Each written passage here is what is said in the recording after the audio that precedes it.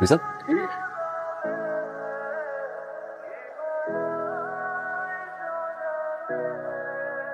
Because I love you. আমি সাদমানকে আসতে বলেছি, কাল এখানে আসবে, সপ্তাহখানেক থাকবে। কোন সাদমান? ওই যে আমার সো কল্ড হাজবেন্ড সাদমান। সব হতো যদি বিয়েটা আমার মন মতো হতো। বিয়েটা তো আমার মন মতো হয়নি। তুমি এটা বাঙালি ছেলের সাথে আমাকে বিয়ে দিতে চেয়েছো, ওকে ফাইন, আমি তোমার কথা রেখেছি, আমি বিয়ে করেছি। বাট তোমার সাথে আমার এই ডিল ছিল না যে এই ছেলেটার সাথে আমার সংসার করতে হবে। আমি কেন ওই ছেলের সাথে সংসার করবো এখন?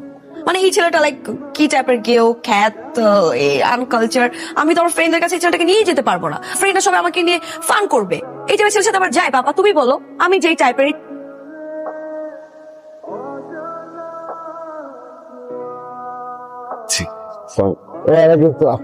ঠিক আছে, চলো আমার ভিতরে যাই।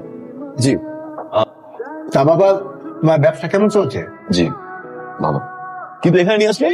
কারণ আপনার সাথে আমার কিছু পার্সোনাল কথা বলবো। আমি আসলে আপনাকে বিয়ে করতে চাইনি। পাপা অনেক রিকোয়েস্ট করেছে, পাপা চাচ্ছিল একটা বাঙালি ছেলের সাথে আমাকে বিয়ে দিতে। আমি পাপার কোনো কথা কখনো ফেলতেই পারি না, অনেক ভালোবাসি তো, সেই কারণে আপনাকে বিয়ে করা। আপনারা চান যে এরকম একটা বউ যে সকালবেলা অফিসে যাওয়ার সময় আপনাকে রেডি করে দিবে, সারাদিন আপনার জন্য ওয়েট করে থাকবে, রান্না বান্না করবে, বাচ্চা কাচ্চা মানুষ করবে, বাচ্চা কাচ্চা নিয়ে পড়ে থাকবে, তার জীবনে অন্য কিছু থাকবে না সংসার ছাড়া। অ্যাকচুয়ালি আমি এরকম লাইফ চাই না। আমি চাই যে একটু স্বাধীনভাবে চলতে। এই সংসার টংসার আমি পছন্দ করি না, একদমই না। আপনি যেহেতু আসছেন, থাকেন কিছুদিন, আছেনই তো অল্প কয়েকদিন, বাট প্লিজ আমাকে কোনো কিছুদিন ফলো করবেন না। আমি আসলে তুমি পছন্দই করি না, সরি। ওকে, অ্যাকচুয়ালি আমি এই বিষয়গুলো জানতাম না, আপনার সম্পর্কে আমি কিছু জানতাম না।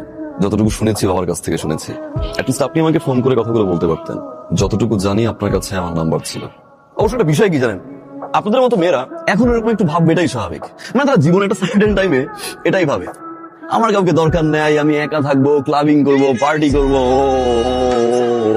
আর আপনারাই জীবনে একটা সময় ফ্যামিলি খুঁজে বেড়ান, শান্তি খুঁজে বেড়ান, ভালো মানুষ খুঁজে বেড়ান, ভালোবাসা খুঁজে বেড়ান। সেটা কখন খুঁজে বেড়ান জানেন? যখন বাস্তবতা বুঝেন, কিন্তু অনেক কিছু হারিয়ে। ইটস ওকে রিসা, আমি এখানে 7 দিনের জন্য আসছি। এতদিন ভাবতাম যে আমার হাতে 7 দিন সময় আছে, কিন্তু এখন ভাবছি আমাদের হাতে 7 দিন সময় আছে। আর আপনাকে আমার কালচারটাও চিনাই।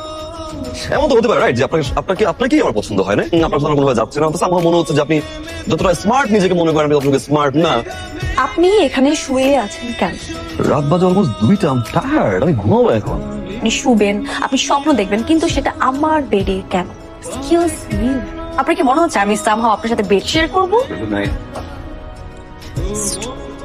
হ্যালো, আপনি লাইট অফ করে গেটটাকে লক করে যান প্লিজ।